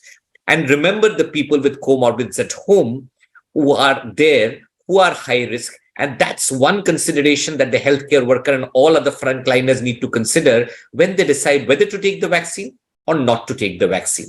Answer to your question, Murali, I think the Oxford study, which got published about a year ago, showed that mixing vaccines, especially the mRNA vaccines along with the Covishield, seem to work better as compared to having the same vaccine. Covaxin and Covishield, unfortunately, we don't have a choice, or we did not have a choice then, are not really very, very different vaccines. But I guess it does increase the umbrella of coverage a little bit more as compared to taking 3 shots of the same vaccine. So I'll move on if that's okay with the panel. I'll come to, I cannot see Dr. Suryakant. Dr. Suryakant, can we see you, please? Yeah, wonderful. So Dr. Suryakant, I was going to ask you a question which I think is right up your street, which is, what is your take? You tell me as an advocate. Suppose I know that India, for instance, ICMR is working on a reconstituted vaccine, like Murali said, which is more upgraded, updated, and covers the Omicron strain better. So suppose we have that. We have the intranasal vaccine already, which I guess was created. The research happened just before the Omicron wave. So that would be a more updated vaccine too, the intranasal one. So what would you recommend we advocate for the high-risk population Nitin spoke about, for the healthcare workers we've all spoken about? What's your take? What do you think the government should do going forward as far as advocating the 4th dose is concerned? Yeah, 100% I agree with Dr. Murali, because there is no use of getting Covishield or Covaxin, the older one, which were developed in 2020, the earlier strains. And we have actually enough evidence also and enough scenarios also keeping up in this country that now we are getting less number of cases, and if at all we are getting the positive cases, they are very mild cases. So there's no recent threat or no upcoming threat for any severity of infection. So we can wait and watch, and we can get the updated and reconstituted vaccine. That should be in a vaccination schedule. We should have to replan COVID vaccination schedule in 2 types. One is for the healthcare workers and the immunocompromised population, and second is for the general population. And the immunocompromised and healthcare population should be on top priority, as it has been from the earlier vaccination schedule also. And currently, I 100% agree with Dr. Murali that there is no advantage of getting 3rd dose, 4th dose, 5th dose. Ravi is he's always a very experimental man. He can do everything. He can take even 6 doses. That is accepted among us. So, joking, funny side. So, but I think we should wait and watch, and we should have 4 dose only when have the reconstituted, updated one. Sure. So, Dr. Suryakant, clear message from you. Thank you very much. That as of date, taking boosters does not work. However, if we came up with a reconstituted vaccine which was more upgraded and updated, then all of us would recommend it in the population where the initial vaccines were recommended, in the same population of patients. So, fair point. That's a clear message. Let me change tack a little bit. And I don't know whether we have Nitin or not. Nitin, can we have you for a couple of minutes? Quick question for you. I was going to change tack and talk about long COVID. Nitin, thank you. So, Nitin, all over India, in the CCI family, elsewhere, we spoke about a long COVID registry. We spoke about 30% of our patient population in our clinics being long COVID. This was not long ago. This was about 9 months, a year ago, when we kept talking about long COVID and thought that would be our bread and butter going forward for the next 5 years. I don't know about your clinics in Pune. My clinics in Kolkata, we hardly have any long COVID. The patients do come in, but they come in with secondary infections. They come in with other viral infections, and they say, because I had COVID, my immunity has gone down, and since then I'm getting recurrent infections. Or they would say that I had asthma, I had COVID then, but then my asthma has never been under proper control. But we've not got the proper long COVID systemic manifestations that we spoke about when we discussed long COVID before. In Europe, my colleagues tell me that the scenario is slightly different. They do have long COVID. I've got a close colleague of mine in Newcastle who runs the tertiary care long COVID clinic in Newcastle for the entire UK population. There's 5 such clinics in all of UK at the moment. So do you think, again, it's our immunity which is different? We've sort of gone out of long COVID. Do you think the long COVID ones are not reporting back to us? Do you think we are more resilient? We have more tolerance. We don't complain about long COVID. What it is that is different in Indian population? I sincerely believe that there is no serious long COVID going on, very frankly. Yes, my sleep cycle went topsy-turvy for next 3 months after getting COVID, and that was long COVID according to me. But then, I mean, big deal. What does difference does it make? I could talk to Amita more often because of the sleepless nights I had, and she in any case is awake at that time. So, so I think that though I think this is overestimated in the terms of kind of. I think we just don't have enough kind of resources to really allocate to a disease like long COVID, which has to be imagined first, then dug out, then structured format, questionnaire, and then get into some kind of a strategy as to how are we going to treat it, very frankly, when there is no realistic treatment available to it. So I think, well, let's not overdo that, the long COVID business. I'll leave it at that. Okay. Thanks, Nitin. So can I say something? Yeah, of course, Amita. Yeah. So I like, second part you said, actually we Indians are more really resilient and we can actually tolerate pain and we are just so happy to move on in life. Probably we don't have the time to kind of sit and cry. But I kind of also feel that people who are emotionally little less strong or people who have a lot of free time are the people who experience long COVID. I genuinely feel that way. Right. Fair point, Amita. So that's it's sort of commonality between all our thinking, the three of us. I'll take the question to Murali with a slightly different take. Murali, I had Dr. Graham Burns, who I said runs the Newcastle Clinic, presenting data at AIMS Pulmocrit. And he was talking about 80% of patients in the clinic coming in with fatigue, altered sleep cycle, which Nitin spoke about, the fact that there has been muscle wasting, weight loss, the fact that the control of background chronic diseases, including airways disease, has been poorer. Now, these are symptoms that we do see, but we don't put them down to COVID. So like Amita said, someone tells me, I have a lot of fatigue. I would probably tell the person, get your act together and try and exercise more, be more active, eat a more nutritious diet. That's it. That's fatigue treated. So what's your take? Do you think it's just different population? Is it a question of resilience? Is it a question of us having better immunity? I don't know. What do you think is different in the two populations? So, it's interesting when you say better immunity, because one of the theories is it's the immunity that causes the problems, so we can't have it both ways. Sure. A good friend of mine, a former student who's now a pulmonologist in King's, he was one of the first to be affected by COVID. He was also the first to set up the COVID center throughout all the younger ones. He and a colleague managed the initial COVID wave in London. He was one of the first to get COVID, and he was the first to tell me about something strange about COVID, that he couldn't remember names. He could remember their relationship to him, but he just couldn't remember names. And that persisted for some time. I mean, he was able to get back to work. He knew all his, protocols, but just names were a specific deficit that he faced. And I think, if you ask, you will, the point that you just made, Raja, is that if you ask, you will come across a lot of symptoms of long COVID. But if you ask after any viral infection, you will come across symptoms. We see it following dengue. We see, I have had chikungunya. That's about 2008. And I wake up each morning struggling to walk the first few steps. I lose about 10 years with each step that I take. And in about 15 or 20 steps, I'm my natural age. And that is a long chikungunya symptom. And you will find these across every virus, that there are long COVID symptoms, long chikungunya symptoms, long dengue symptoms. We don't ask about them, and we just expect people to get along with life. Now, the Western population has learned to complain. They need to be more aware, or they've learned to be more aware of these. And we happily ignore these.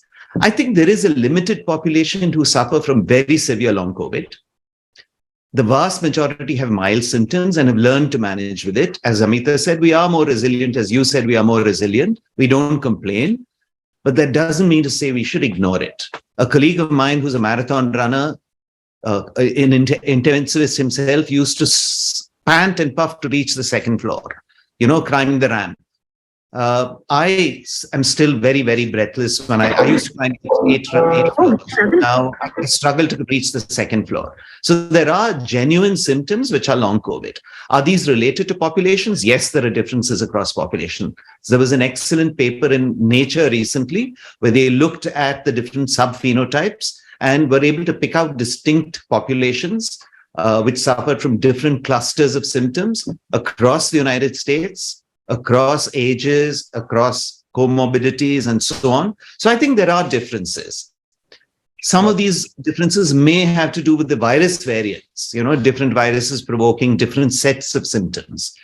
We don't know enough about that. There are papers for and against. But I think long COVID is genuine. I think we have learned to handle it, but I think we should be aware that we will be facing problems in the future.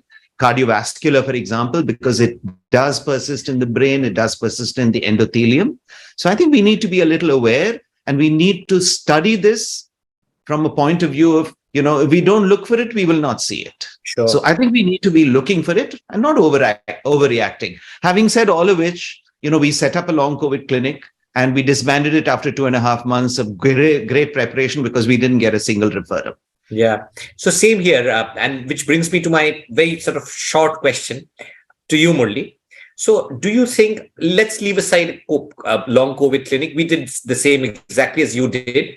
And we had all of 5 patients coming into the clinics in 6 weeks. And the hospital said, you cannot have this clinic, please stop it. So that's where we went with the long COVID clinic. So let's leave aside the clinic. But these patients who got moderate to severe COVID maybe got hospitalized. What sort of follow-up would you suggest for these people in the long term for people who are watching us? Do you think we should give them a 6-month referral to come back and get some basic tests like maybe a ECG, a echo, a lung function test done? Do you think we should give them a number to ring if they have problems? What do you think is the way forward in following up these patients hospitalized with COVID? So we did do this for our hospitalized patients. We brought them back, did a few lung function tests. And the good news is they all got much, much better, or almost all got much, much better. The ones who did not get better were the ones who had pre-existing problems which had not been recognized. And I still believe that very strongly. COVID does not produce too much of fibrosis. It's extremely rare to have post-COVID ILD. And these patients all had a form of ILD and just got aggravated. So I don't know if it's necessary to set this up, but I think patients who've had COVID, we need to have a checklist and go through this. I have not believed in India that these, call-in lines have really helped unless there's a specific identified problem, because people ring in for all kinds of things which have no relationship to the COVID. So in short, call lines, helplines, I don't believe in. But yes, healthcare professionals need to have a checklist where they ask these patients maybe 5 or 6 questions and get an idea of what are the patterns of long COVID that we are seeing, which undoubtedly exists. Sure. Grand. Lovely. So let me sort of move on. We've sort of the last 5-7 minutes, I think. As you can see, Atri's hand. Atri, quick comment. 5-7 minutes, remember. Yeah. A very quick comment. I, as a family physician, have been seeing lots of long COVID. These were more in people who were unable to take a break from their jobs because they basically were daily wages, number one. Secondly, ladies who were coping with stay-at-home children who were unable to go to school for lockdown-related things. Thirdly, the most common symptom I saw was forgetting things. People were forgetting financial calculations, forgetting dates, where I kept my dress, where I kept my various items. Fourthly, lot of non-specific pain in female population. If you ask me how I treated, most important was reassure them that nothing is wrong. कि आप बीमार नहीं हो, आपको जानलेवा कुछ नहीं हुआ है. You are not having something life-threatening, reassuring this to people.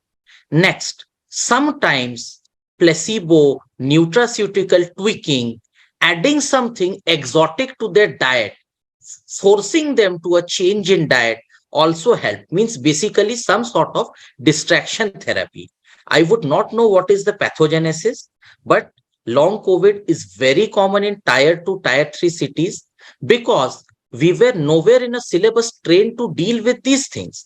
But this is how I manage them. And even after 3 years, I am getting long COVID, where despite meticulous investigation, I am unable to pick up a pathology, but it is disabling the person's routine.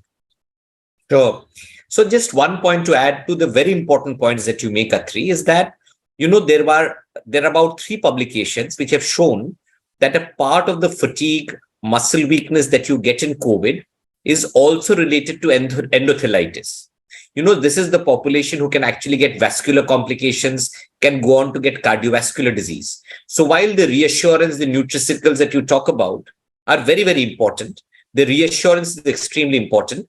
I think if you have identified this population, you probably also need to bring them back to clinic for about a year or so to make sure that they're not developing any cardiovascular complications in the long term. So I think that's just one point that I wanted to add to what you said. I'll quickly come to my last couple of questions, and I'll sort of start this question with Amita. Short answers. I'll take this question to various people.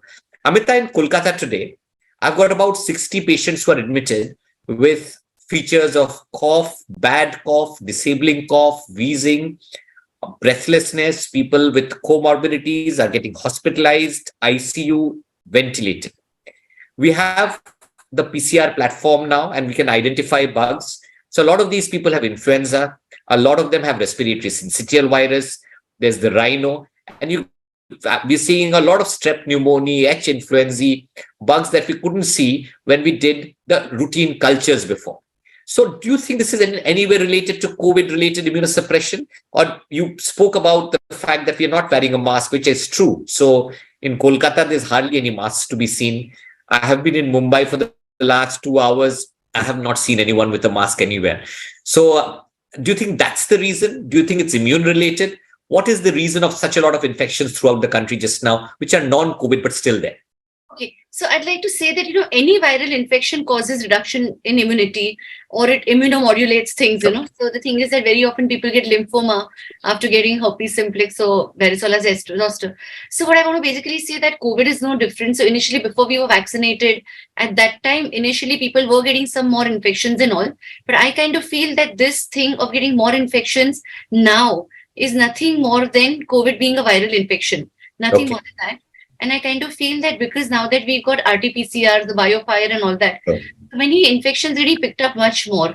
So the thing is that probably if patient had something, went to a GP, they give an ASI and they became all right. Yeah. And now the same GP will send a biofire, we'll grow strep pneumonia, we'll take ASI. So we're also picking up many more infections, which are not really important to pick up. Because unless you're not really unwell in the ICU, I don't see any reason why we need to do these kind of tests, So that is one thing. And the second thing is that because we were masked for 2 years, our natural immunity against a lot of organism has actually come down. And as a result of that, we are catching more infections. So I think that is the thing. Yeah, fair points. Very nice, Amita. More immunity today, according to me, doesn't stand at all. Okay, wonderful. So we are actually getting sick people, Amita. So I don't know about Mumbai, but Kolkata, we are actually getting very, very sick people, unwell people, hospitalized, and they are mostly a viral plus a bacterial infection. I completely take your point that we would never have identified these before, but the biofire tests are only for patients who are in intensive care. We're not doing that as an OPD basis or doing it on patients who are admitted to the ward. So different states. I would just like to say this, that after a viral infection, a secondary staph or strep pneumonia is like a very known clinical entity. In fact, whenever we read about viral pneumonias, every textbook says that after a viral pneumonia, getting a staph or a strep pneumonia is like compulsory. So I kind of feel that again, because we were not masked, our immunity has gone away, and therefore a simple viral infection is making people go into the ICU. Sure. According to absolutely. Yeah. How are things in... Yeah. So I kind of feel now we should really insist on flu shots for everybody. I think that's the way out. Yeah. And we'll hopefully have the RSV vaccine soon. That's not sort of long to go. So I think that's another vaccine we'll talk about soon on the CCI platform.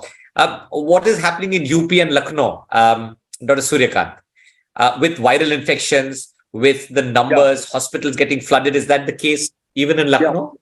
If you comparison, Raja, for pre-COVID era and then post-COVID era, this time we have lot of upsurge and spikes in the viral infections, and still it is going on.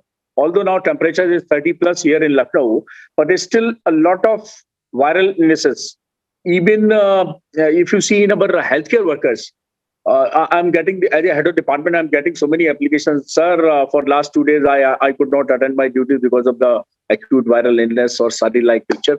So I think there is the severity of viral illness as well as the longevity. If you see the duration of illness, usually what happened in pre-COVID era for the influenza or any virus illness, usually it's a matter of 5 to 7 days. That's all, finished. But this time, this takes longer, even 2 weeks or even 3 weeks. And after that, even cumbersome cough because of the bad throat. That is also a problem. So number of the cases there also have increased. The duration of illness has also increased. The severity of disease have also increased. So that is from Lucknow, Uttar Pradesh. Sure. Yeah. Yeah. And I think we've got good explanations from Amita about the reasons that might be for this phenomenon. Getting to the tail end. So Nitin, quick comment. So 2 things that I want to ask you. A comment about how things are in Pune. That's one. Is there a deluge? Do you think it's more or less what it was in 2018-19? Or do you think it's different in 2023? And second, do you think we are dealing with these infections better now, given the fact that we faced COVID? Do you think the healthcare worker is actually better equipped? The system is better equipped in dealing with these infections? Nitin. I think we are gone back to the pre-COVID times, very frankly. And yes, the community infections have definitely are right now on with a big deluge of community infections and mixed infections. So if you run a biofire in a very sick patient, you always have some virus, say human metapneumovirus along with this, or RSV along with some bacterial infection. So that we are seeing continuously. But the worst part, what I don't really like, is our ICUs have gone back to more or less the same kind of resistant bugs which were missing in, say, 2020 completely.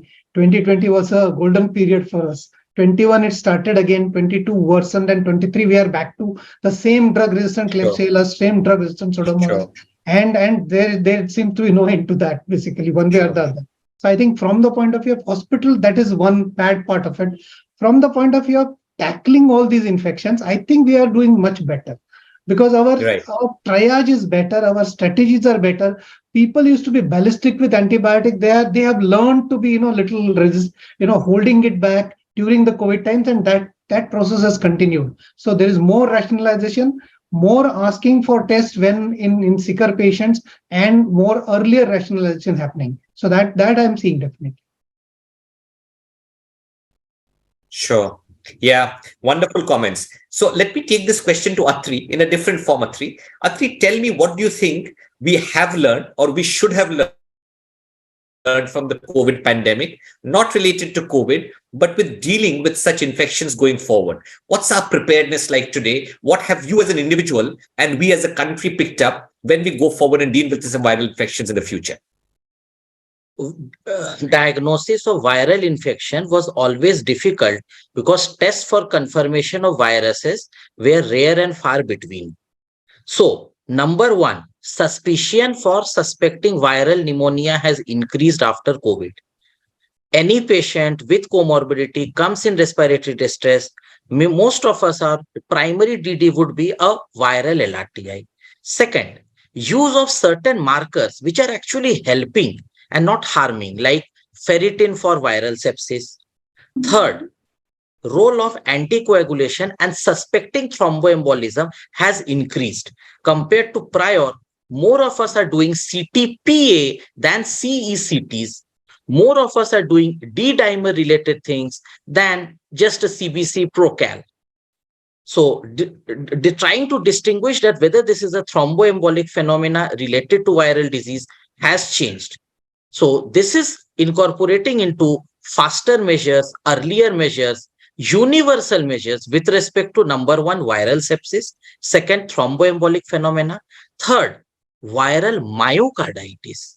And maybe that is where the outcome, survival, hospitalization time, ICU time, ventilation time are improving. And the moment I talk about ventilation, earlier initiation of NIV in such patients. Maybe this has changed after the COVID era. Sure. Yeah, wonderful points. The multi-system effect of a virus is something that I think we have realized during COVID time, which we've Can I say something, picked up Raja? on. I have one small point. I think, Amita, go on.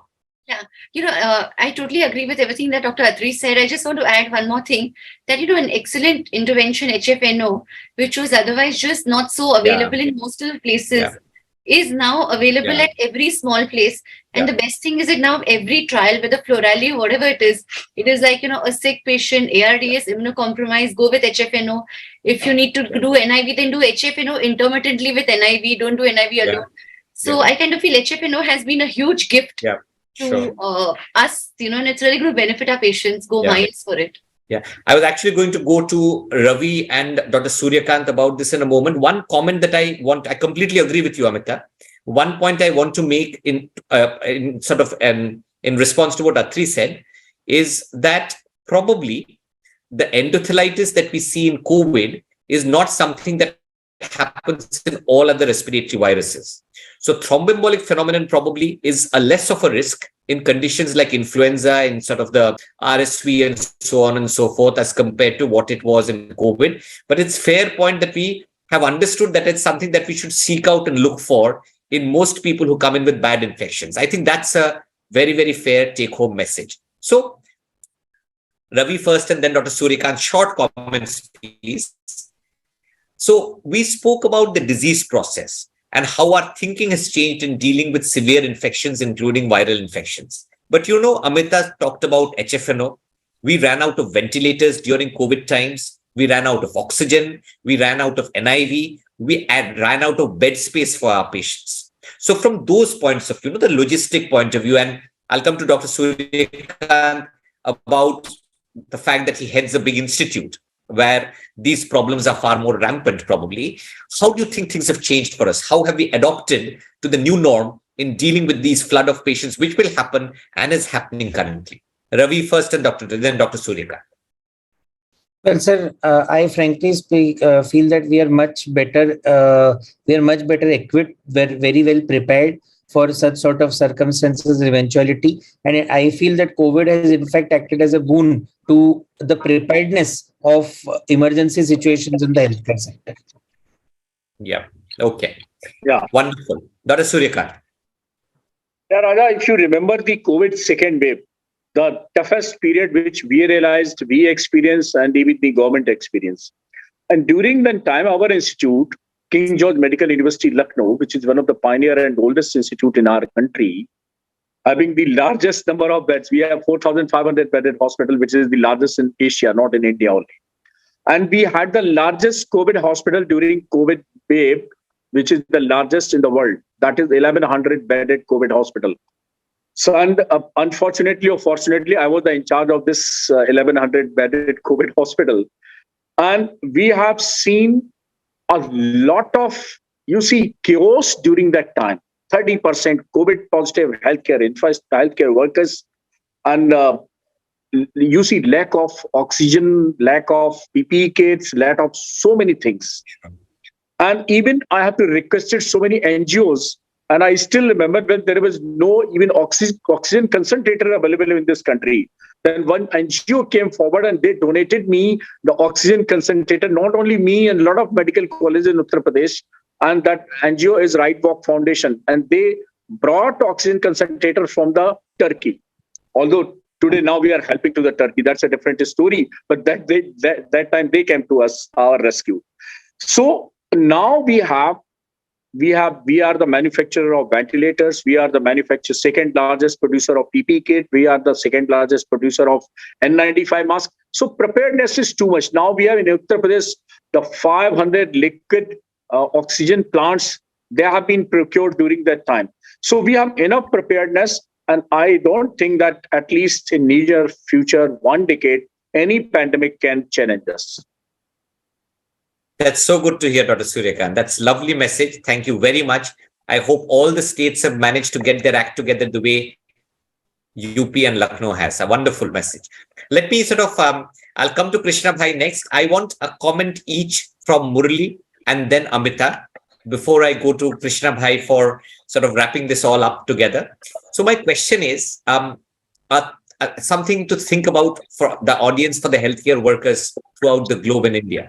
So we've gone through a pandemic where we have been the soldiers for a battle which we have probably generations have not seen. And our lives changed. I think the perception of doctors generally and more specifically pulmonologists, intensivists, medicine doctors changed a lot during the pandemic. So I've got two parts to my question. The first part is, what do we remember from this pandemic going forward when we deal with patients in non-COVID times, which is hopefully going to be soon? And second, what do you think the perception of the general population, the public is? How is it going to change? Do you think it's going to change again? Do you think some of what we did during COVID will remain in their memory? And the bonding that seems to have been destroyed to a large extent pre-COVID between the patients and the general public, do you think that will go back to where it was pre-COVID? Or do you think this bonding will develop and remain to an extent going forward in COVID? So Murali first and then Amita.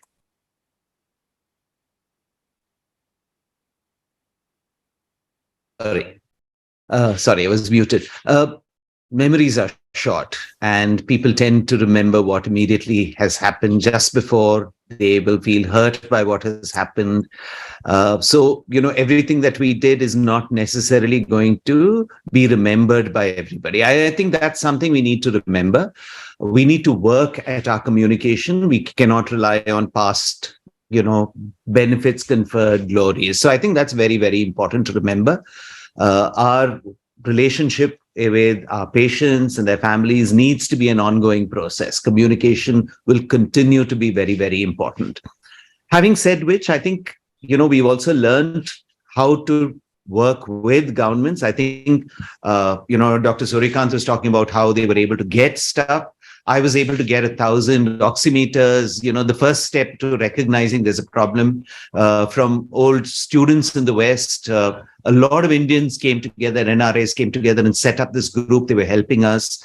We managed to get 100 NIV machines to, I gave 10 to my old institution and 90 to the government to spread across. We were able to train people, doctors in more modern technology. A lot of people who work in the smaller hospitals in the districts, primary health centers are not used to handling oxygen, let alone NIV machines and so on. So a lot of training happened at that time. So I think those are the things that will be remembered, that we rolled out new technology, we were able to train people.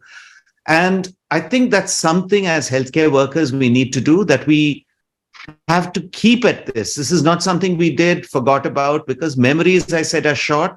Doctors' memories for handling these things are also short.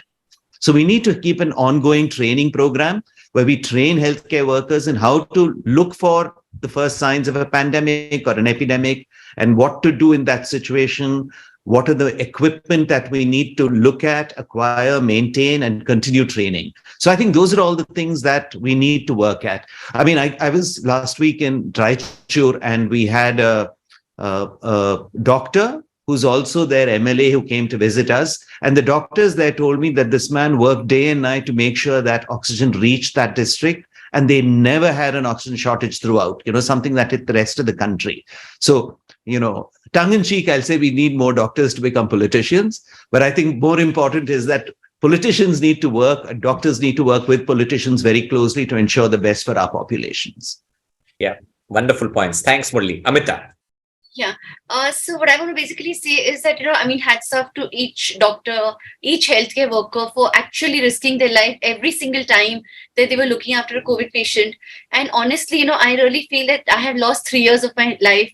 I feel I've aged by 30 years, etc., etc. It's still a trauma in my head.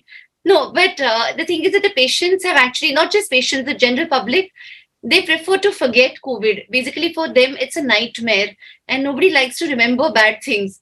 So while we feel we've done so much, and, there are patients who I feel that, they should remain grateful to me forever. They are grateful. But, the COVID episode is something they want to forget. They remember like 5 years back, pneumonia ICU have. So what I want to basically say is that, as Dr. Murali rightly said, our patients will be grateful to us, but at the same time, COVID is a period which everybody wants to forget. So we just have to continue being good to them. And we can't just say that they will be grateful to us forever. So for us, I kind of feel it's a continuum whereby we are always understanding their needs. We are always being compassionate and we are always around with a sweet smile, never getting irritated. So I feel that is something, an ongoing process for us. And the second thing is that we are also blessed. I kind of feel Indians largely are very grateful patients. So the thing is that they, if at all, they remember much more than other people do. So sure. I kind of feel that patients will always remain grateful to us much more than other parts of the world, provided we are good to them.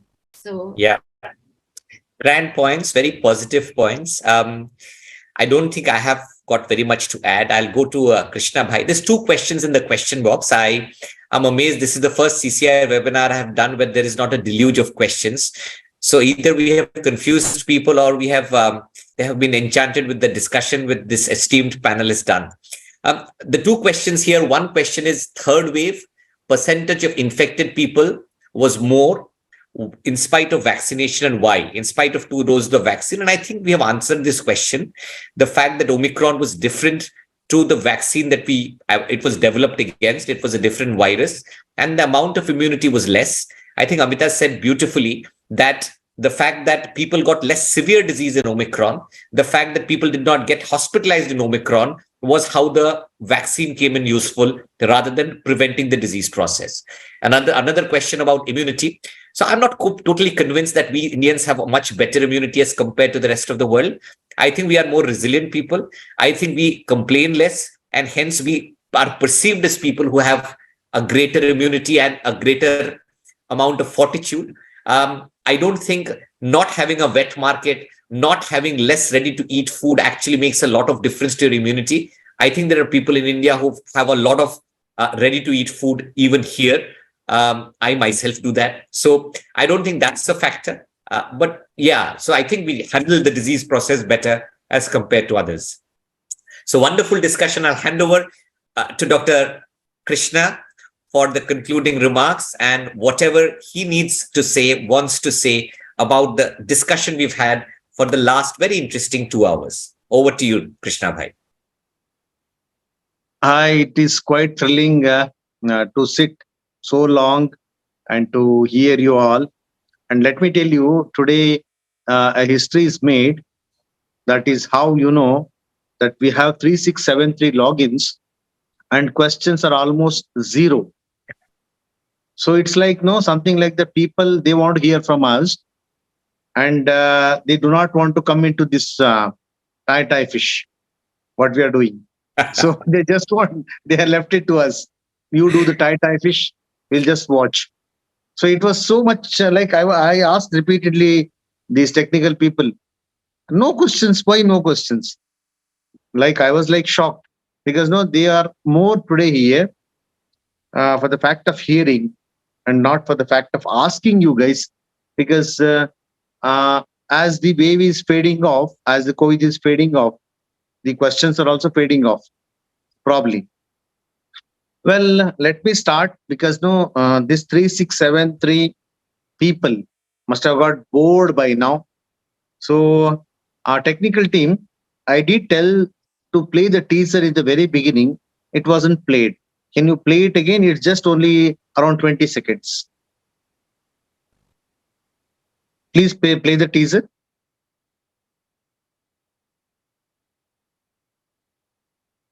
Vinod. I told Vinod.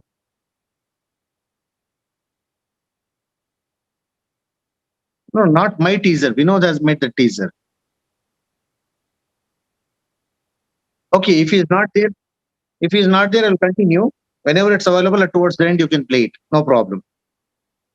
Okay, so let me come to the panel here. As you can see, there are different backgrounds here. I'm having Lord Sri Krishna background. Dr. Murali Mohan sir is having that scary background, always what he has with so many books.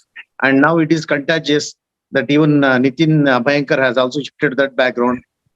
Amita has got that lovely background with musical instruments. Surya Kant sir has got all those awards background. And Raja is definitely in some 5-star hotel. And only Atri is here with CCI background. And Ravi Dosi with a dull background. So because we people here, we ourselves have different backgrounds. So imagine the countries across the world, they have their different backgrounds. So that is how COVID hasn't behaved equally everywhere. But in spite of which, I would quote this. There is something special in the soil of this country. People who are watching, because CCI webinar, they're being watched in Southeast Asia, Middle East Asia, in across other continents also. Basically, people would feel that I am quite patriotic and tell this. But there's something special in this country for the reason that, see, the advanced countries, no, they have advanced ultra hygienic lifestyle and all that. Here, whatever earlier, I remember my ancestors, they would tell me that something which is picked from a child on the ground and eaten, it's a vaccine. So we were like, we used to follow a lifestyle in India which is not so ultra hygienic. We are not like 5-star people like Raja who is sitting there. So otherwise also most of the population in India who remained resilient, who remained completely stubborn to the infections, and they never had any problem for that reason. This is always called a triad, post-agent environment. I'll add something here, immunity. So that becomes a quadrilateral. So all this together has helped this country. But I'm not telling you that we have gone out of this, but something very special that happened. I frankly tell you, a not so disciplined country like India suddenly became disciplined, suddenly adopted that lockdown, suddenly started wearing masks. Really, that's a transformation. I'm totally shocked about this. I could have never imagined, probably a decade ago, looking at when I go to a foreign country, that someone, they used to routinely use masks there, even if they have some respiratory illness, trying to avoid it shifting to others. Here it started recently understanding that we should mask ourselves. So that is a welcome move from the Indian population, which as of my knowledge is quite shocking to me.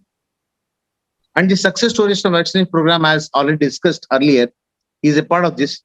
And efficient and dedicated treatment from Indian doctors. I will never step back telling this, that the CCI webinars were started initially with the COVID pandemic only. So on an average of 30 to 40% of the CCI pulmonologists have treated the entire COVID affected population of India. Hats off to CCI and those who watched CCI webinars. Why? Because everything was talked about there. Remdesivir was talked about.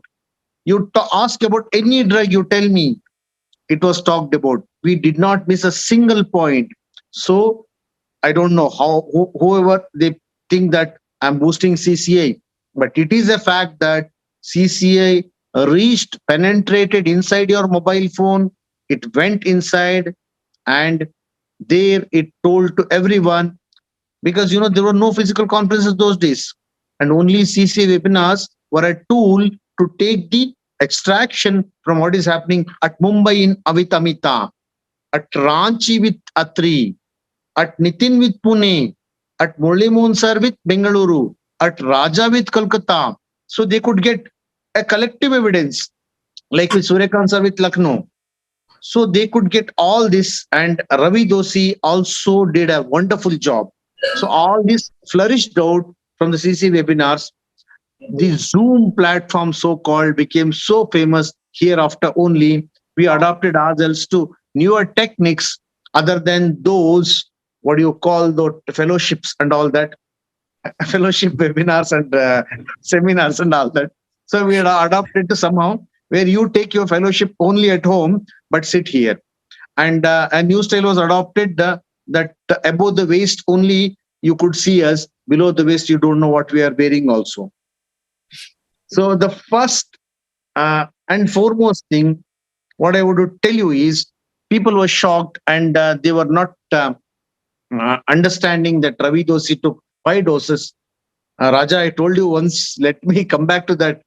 I took Covaxin. Then someone told me it will not take you abroad. Then I had to take Covishield. So I took 3 plus 3, 6 doses, and I was never ever diagnosed COVID positive. I don't know, it could be asymptomatic inside me. And how many of you here were diagnosed how many times COVID positive? Coming from Raja. Thrice. Thrice, huh? 1 You are week. telling as if the vaccinations they have taken. So both are 3 actually. 3 vaccines, thrice 3 well. vaccines and 3 infections. So vaccination is the blame for that. I still remember Raja doing one of the webinars from his hospital bed. Yeah, I know, so that was was the brave, first Raja. wave, and I Wonderful. was getting so angry with Raja. I was like, go to sleep. Oh, really? Yeah. Bedside webinars. Okay, good. And Murali sir, yourself? Never diagnosed, but I'm sure I had it twice. I Yes. had all the symptoms, but the Similar. tests were Mine is similar. Never diagnosed, but I felt I had Omicron. Surya sir? Never had and never felt. Wow. He just come back from Fiji 2 days ago. Yeah. And the UP government sent me everywhere, wherever there is a spike and upsurge. For example, I went twice at Meerut, Agra, Kanpur, and during the second wave, Prime Minister constituency at Varanasi. But I never had COVID. So many times I tested, never positive. How many vaccines, Dr. Suryakant? 2, only 2. All no right. third wave. Okay. Wow. Splendid. Sir, take a bow. Nitin bhai? Once. You should unmute. Twice. Twice. I got the first one during alpha wave, and that was not diagnosed on the basis of RT-PCR, but it was diagnosed on the antibody titer rising. And that was after 3 weeks confirmed. And Omicron, I got Omicron positivity. I must have been tested at least 15, 20 times, but never after that. Amita, you? I got positive 2 times, and 3 times in addition, I definitely had COVID, but I didn't check it because I was too busy to having to quarantine. And I took 2 vaccines. I didn't take a booster. I proudly say that. Prabhu Ravi Dosi? Ravi Dosi, you? Yes, sir. You how many times? 15 times, huh? Because you took vaccine 6 times means, at least 15 times you should be positive. No, sir. Only once I was diagnosed positive. That's all. Oh, great. And did amazing work in the wards when you were positive. I know. That was truly heroic. Thank you, sir. Exactly. Completely agree, sir. Atri bhai? 2 vaccine Covishield. I was symptomatic twice in first wave and third wave, but never tested positive. Great. I think they can play the trailer now. 29 seconds. It has come. Yes. Array, beautiful. Please, that is essential. We have so much of efficiency. We have created the trailer. 29 seconds. And post the trailer, we'll be ending this webinar. Please go ahead. Till that comes, I just want to tell Raja, fantastic moderation. No. Post trailer, we'll thank Raja. Not now. Thank you. Post trailer. Don't cut the wire. Post trailer will be thanking Raja. Okay, trailer please.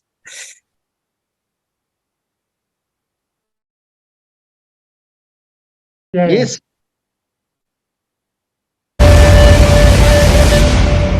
COVID-19 can be characterized as a pandemic. First death being reported now from Karnataka.